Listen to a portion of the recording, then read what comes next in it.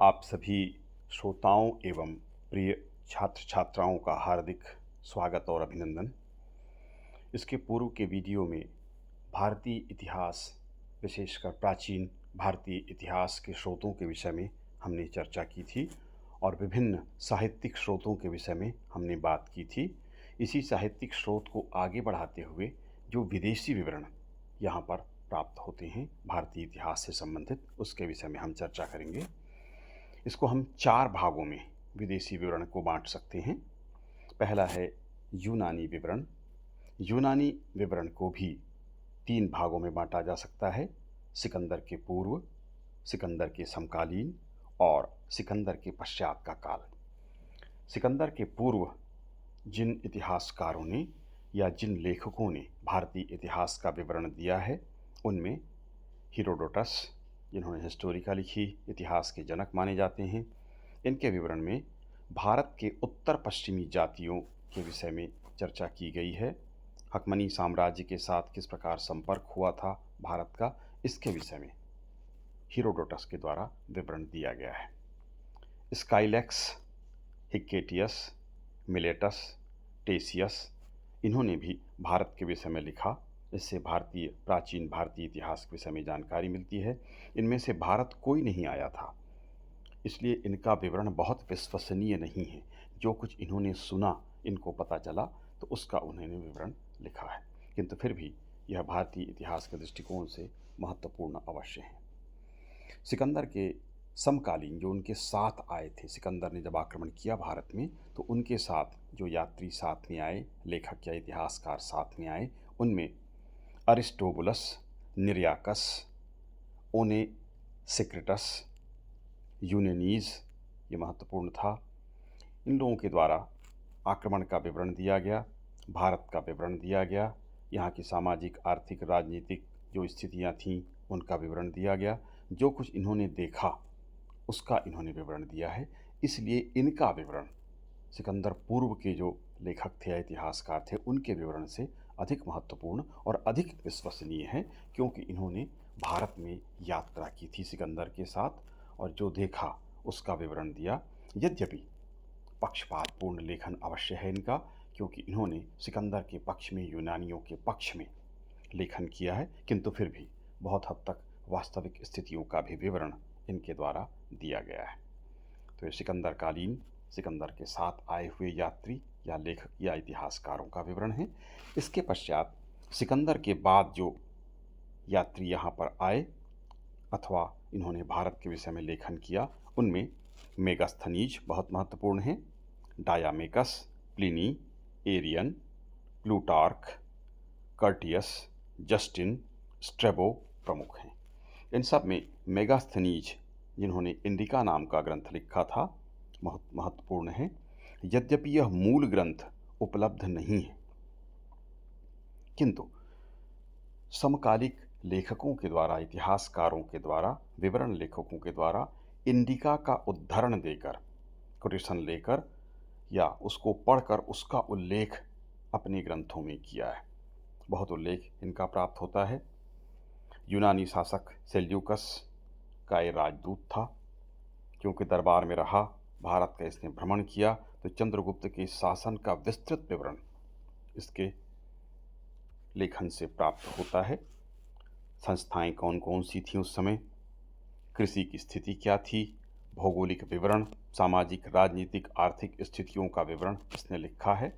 मूल ग्रंथ न होते हुए भी जो उद्धरण इस ग्रंथ के प्राप्त होते हैं वो भी बहुत महत्वपूर्ण हैं। भूगोल का भी विवरण उसने दिया था। प्लिनी, जिसने नेचुरल हिस्ट्री नाम का ग्रंथ लिखा, उससे भारत के बारे में जानकारी मिलती है। टॉलेमी का भूगोल महत्वपूर्ण है। पेरिप्लस ऑफ एरिथियन सी, विल्फ्रेड हॉर्नेसॉप लेखक हैं। वाणिज्य, बंदरगाह, प्राकृतिक दशा का विवरण इन्होंने दिया है। पेरिप्लस ऑफ एरिथियन श्री महत्वपूर्ण है, ग्रंथ है। इससे भी भारत के विषय में पर्याप्त विवरण प्राप्त होता है। यूनानी लेखकों के द्वारा चंद्रगुप्त को सेंट्रोकोटस कहा गया है। इन्होंने स्थानों के नाम ही बदल दिए हैं, क्योंकि इनका उच्चारण ही अलग प्रकार का था। वो अपने ढंग से, यूनानी भाषा के ढंग से लिखा करते हैं। तो स्थानों के नाम परिवर्तित मिलते हैं, किंतु मिलते जुलते नाम हैं। जो उच्चारण उन्होंने किया उसी ढंग से उन्होंने लिखा है। तो सेंट्रोकोटस, चंद्रगुप्त का उल्लेख इन्होंने सेंट्रोकोटस के नाम से किया है यूनानी विवरण में। अब हम देखेंगे चीनी इतिहास लेखकों के विवरण। बुद्ध की भूमि की यात्रा करने या तीर्थ यात्रा करने या यात्रा के उद्देश्य से बहुत सारे चीनी यात्री भारत में आए थे। इनमें प्रथम यात्री थे सुमाई चीन या सुमा चीन। चीनी इतिहासकार, इसने विवरण लिखा है प्रथम शताब्दी ईस्वी पूर्व का विवरण ये देता है। उस समय इसने भारत की यात्रा की थी। दूसरे व्यक्ति फाहियान, फा का अर्थ होता है चीनी भाषा में धर्म और हियान का अर्थ होता है आचार्य। फाहियान का हिंदी अनुवाद अगर नाम का किया जाए, शाब्दिक अनुवाद किया जाए तो धर्माचार्य फाहियान। 399 से 412 ईस्वी सन तक ये गुप्त काल में भारत की यात्रा करता है और विक्रमादित्य के काल का विस्तृत विवरण, ये राजनीतिक, आर्थिक, सामाजिक, शासन, राजा की स्थिति, धन संपन्नता की स्थिति, कृषि की स्थिति का विवरण ये देता है। इसके पश्चात ह्वेनसांग युआनच्वान मूल नाम था, ह्वेनसांग युआनच्वान 629 में हर्षवर्धन, सम्राट हर्षवर्धन के काल में भारत आता है और विस्तार पूर्वक धर्म की स्थिति, सामाजिक राजनीतिक स्थिति, हर्षवर्धन की विजय यात्रा, पूरा विवरण विस्तार पूर्वक यह लिखता है। तो महत्वपूर्ण लेखक है। इसके पश्चात इत सिंह 7वीं शताब्दी में 675 ईस्वी सन में सुमात्रा से नालंदा की यात्रा इसने की। 10 वर्ष तक भारतीय क्षेत्र में रहा और इसने भी विस्तृत विवरण भारतीय राजनीतिक, आर्थिक, सामाजिक, भौगोलिक और शासन की स्थिति का विवरण दिया है, धर्म की स्थिति का विवरण दिया है। हुइली, जो ह्वेनसांग की जीवनी का लेखक है, इसने भी ह्वेनसांग के बहाने ह्वेनसांग का विवरण देते हुए भारत के विषय में लेखन किया। मा त्वालिन के द्वारा भी विवरण भारतीय इतिहास के बारे में दिया गया है। तो ये चीनी यात्री थे या फिर जो नहीं आए किंतु भारत के विषय में इन्होंने लिखा। इसके पश्चात तीसरा देश तिब्बत, तिब्बती विवरण। मुख्य रूप से इसमें लामा तारानाथ, जिन्होंने कंग्यूर और तंग्यूर नाम के 2 ग्रंथ लिखे, जो मौर्य काल के बाद का विवरण इसमें लिखा गया है। विस्तार पूर्वक भारत के बारे में जानकारी या इतिहास के विषय में जानकारी प्राप्त होती है। इसके पश्चात मुस्लिम लेखकों के विवरण। इन लेखकों में अल बरूनी सबसे विश्वसनीय हैं, जिसने तहकीकाते हिंद नाम का ग्रंथ लिखा। महमूद गजनबी के साथ ये भारत आया था। आक्रमणकारी महमूद गजनबी आप सभी जानते हैं, जिसने भारत पर 17 बार आक्रमण किए थे। उसके साथ भारत आया था और इसने भारतीय इतिहास, भारतीय स्थितियों का विवरण दिया। इसने संस्कृत सीखा था और फिर संस्कृत ग्रंथों का अध्ययन करके भी उसके विषय में भी इसने लिखा। प्रामाणिक ग्रंथ इसका ग्रंथ माना जाता है। इसके अलावा अल बरूनी के अलावा अल बिलादुरी, सुलेमान, हसन निजामी, फरिश्ता, अल मसूदी, इब्न खुदवा, अल इदरीशी आदि अन्य लेखक हैं, मुस्लिम लेखक हैं। इन्होंने भी भारतीय इतिहास का लेखन किया, भारतीय स्थितियों का विवरण दिया है। विशुद्ध साहित्य के अंतर्गत कालिदास के नाटक महत्वपूर्ण हैं, जिससे इतिहास पर पर्याप्त प्रकाश पड़ता है।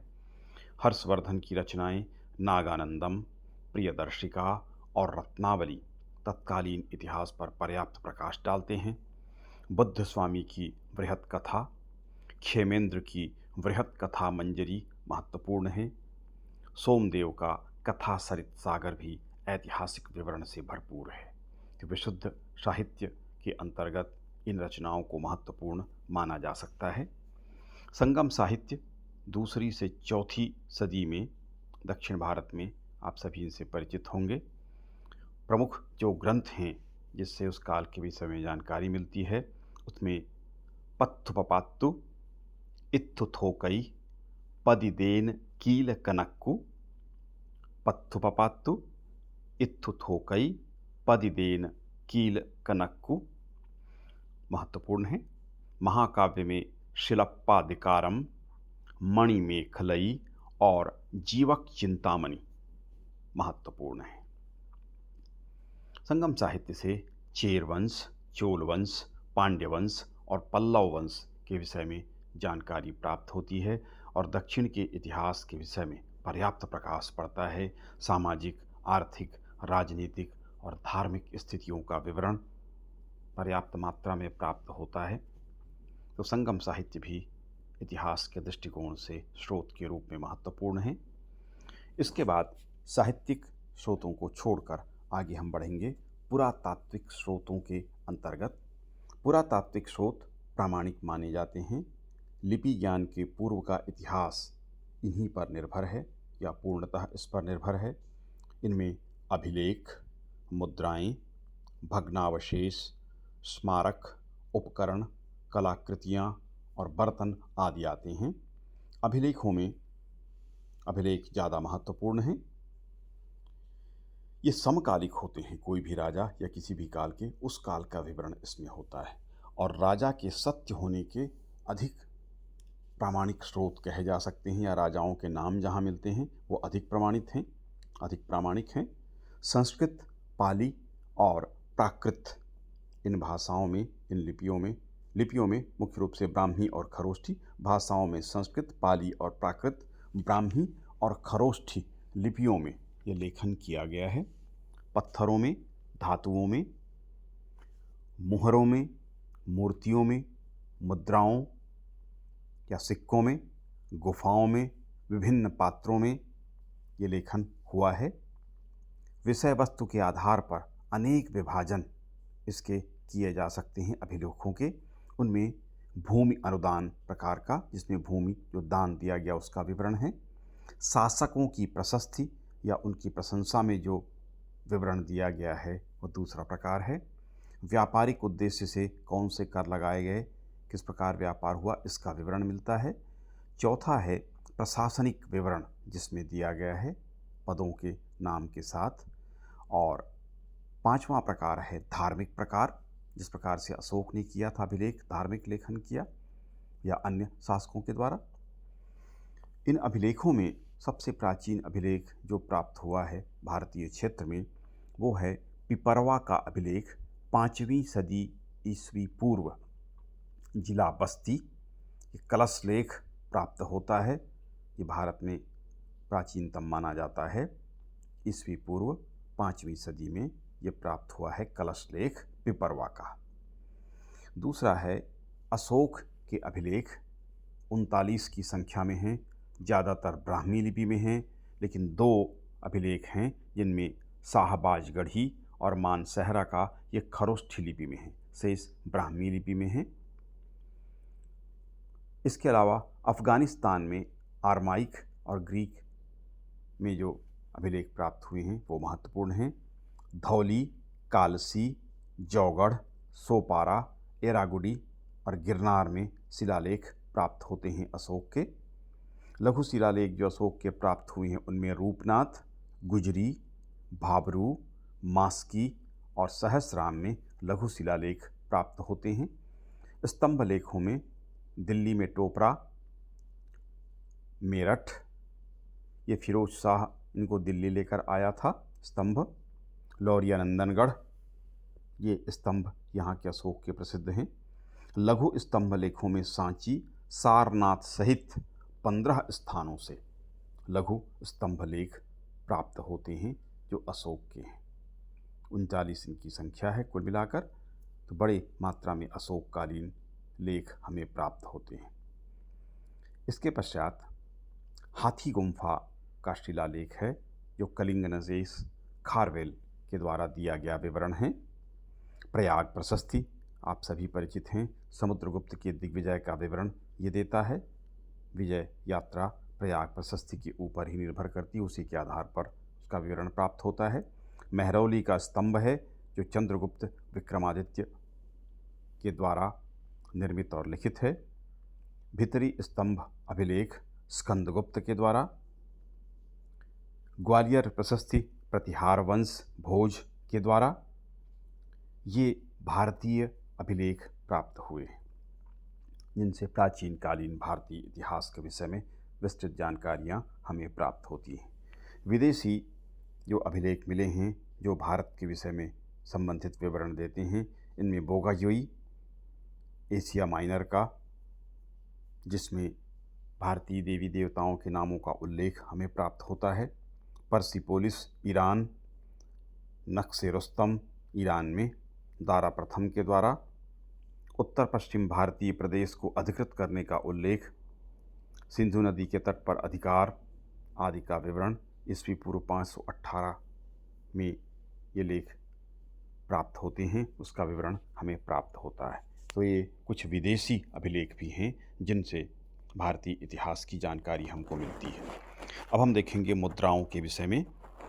जो मुद्राएं प्राप्त हुई हैं वो सोना, चांदी, तांबा और मिश्रित धातुओं से निर्मित हैं।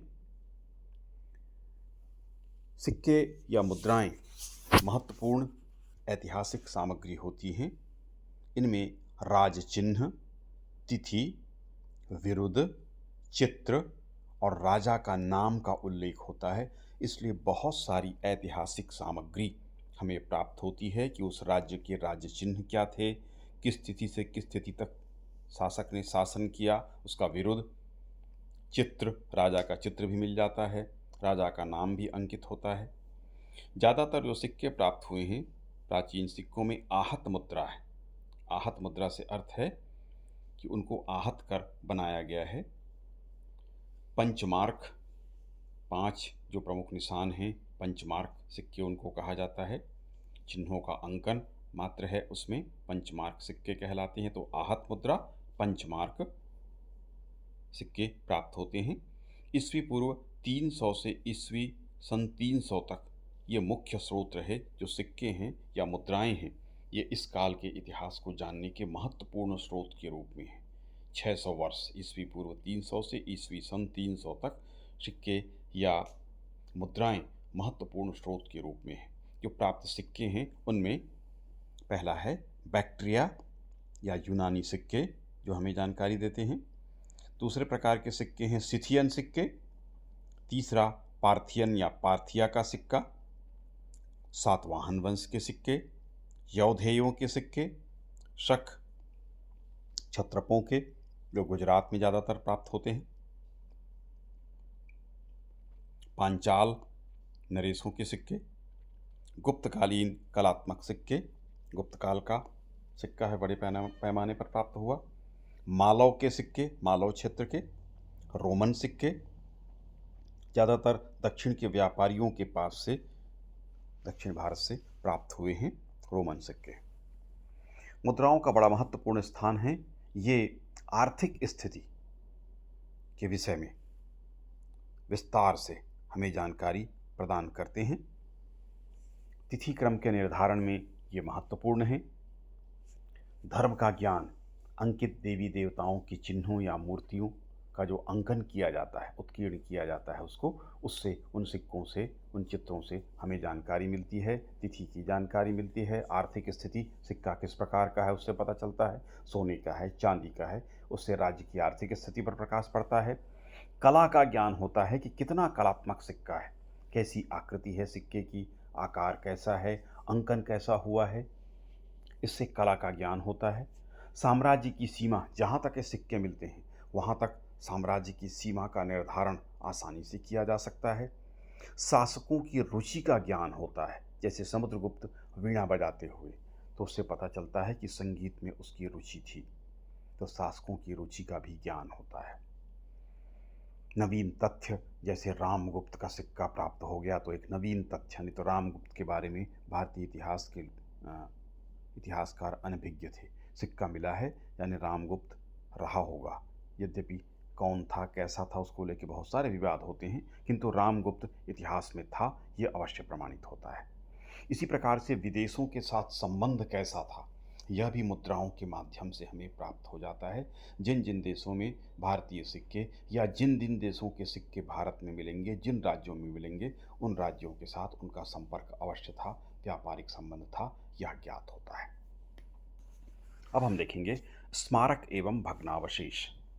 इनके प्रकार हैं महल, मकान, चैत्य, विहार, स्तूप, मठ, मंदिर, नगर, कलाकृतियाँ, बर्तन, टेराकोटा। टेराकोटा आप लोग जानते होंगे, मिट्टी को पकाकर या कच्ची मिट्टी की कोई वस्तु बना के उसको पका दिया जाता है, टेराकोटा कहलाता है। और अन्य सामग्री प्राप्त हुए हैं जो इसके अंतर्गत आते हैं।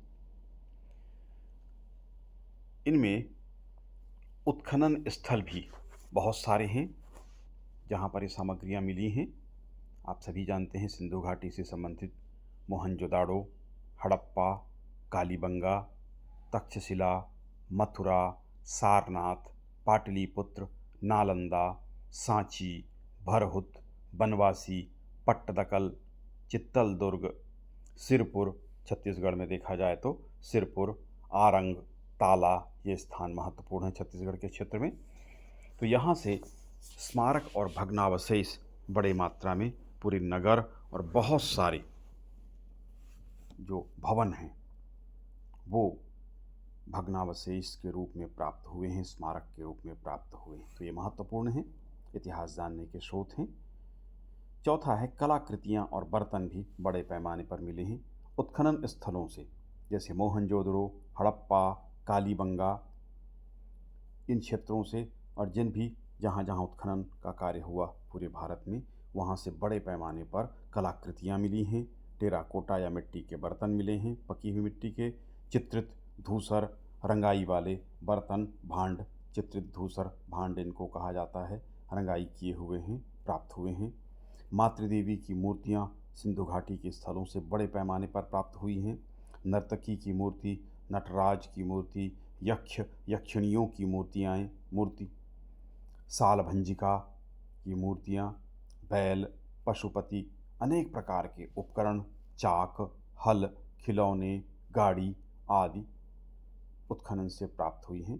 ये सभी उस काल के इतिहास को प्रकाशित करती हैं, मूक रूप में हैं, किंतु इनको देखकर इनका विवरण अवश्य बताया जा सकता है कि उस समय की क्या स्थितियाँ थीं। तो इस प्रकार विस्तृत ऐतिहासिक सामग्री प्राचीन भारतीय इतिहास को लेकर के प्राप्त होती है।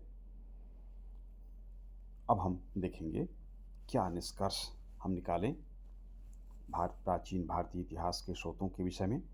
पहली बात है, तिथि क्रम निर्धारण में कठिनाई आती है या समस्या आती है। यह बात सही है कि प्राचीन काल का जो इतिहास हमें प्राप्त हुआ है, भारतीय लोगों के द्वारा, भारतीयों के द्वारा तिथि क्रम पर बहुत जोर नहीं दिया गया है। उससे क्या सीख मिलती है वो ज़्यादा महत्वपूर्ण माना गया है। इसलिए तिथि क्रम बहुत आसानी से प्राप्त नहीं होता है, और विशेषकर जब तक सिकंदर ने आक्रमण भारत में नहीं किया था, उसके पहले की तिथियों के निर्धारण में समस्या का सामना करना पड़ता है। ये बात अवश्य सही है, परंतु इतिहास लेखन असंभव नहीं है। ऐतिहासिक सामग्री दूसरी बात है कि उपलब्ध अवश्य है। इसका अगर सूक्ष्मता के साथ निरीक्षण किया जाए तो सामग्री बहुत कुछ है, उसके आधार पर इतिहास का लेखन हुआ है और अच्छे से उसका विवरण दिया जा सकता है। तीसरी बात है, तथ्यात्मक विवरण आवश्यक है। अतिरंजना से बचने की आवश्यकता है, अतिशयोक्ति से बचने की आवश्यकता है, कथाओं से सत्य को निकालने की ज़रूरत है। तथ्यों को निकाल कर इतिहास का लेखन अवश्य किया जा सकता है, तो तथ्यात्मक विवरण आवश्यक है। पृथक भारतीय दृष्टिकोण हैं। जो प्राचीन भारतीय इतिहास का दृष्टिकोण था, उसमें घटनाओं के साथ उसके काल पर, समय पर, किस समय वो घटना घटी थी, उसको महत्वपूर्ण नहीं माना जाता था। उससे क्या सीख मिलती है, क्या सबक मिलता है, उसको भारतीयों ने महत्वपूर्ण माना। इस कारण से तिथियां ज़्यादातर उल्लिखित नहीं की गई हैं। यहाँ पश्चिम की तुलना में कम भौतिकवाद था, आध्यात्मिक महत्व अधिक था, इसलिए उसके विवरण जरूर ज़्यादा मिलते हैं, किंतु फिर भी राजाओं के बारे में, यहाँ की स्थितियों के बारे में पर्याप्त ऐतिहासिक प्रमाण हमें अवश्य प्राप्त होते हैं। आर एस त्रिपाठी का कथन महत्वपूर्ण है। अतः आवश्यकता इस बात की है कि अपनी बुद्धि का प्रयोग कर इतिहासकार उपलब्ध सामग्री में से अतिरंजित एवं शब्दजाल युक्त विवरण को त्याग कर वास्तविक तथ्यों के आधार पर इतिहास का सृजन करें। ये आर एस त्रिपाठी का कथन महत्वपूर्ण है। पर्याप्त ऐतिहासिक सामग्री है, जितनी है वो पर्याप्त है, उससे इतिहास का लेखन किया जा सकता है। किंतु इस बात को भी स्वीकार करना पड़ता है कि कई अवसरों पर हमको जानकारियाँ इतिहास की कम प्राप्त होती हैं। अभी और भी खोज चल रहे हैं और उम्मीद भी की जा सकती है, आशा की जा सकती है कि ऐतिहासिक सामग्री में और भी अधिक वृद्धि होगी।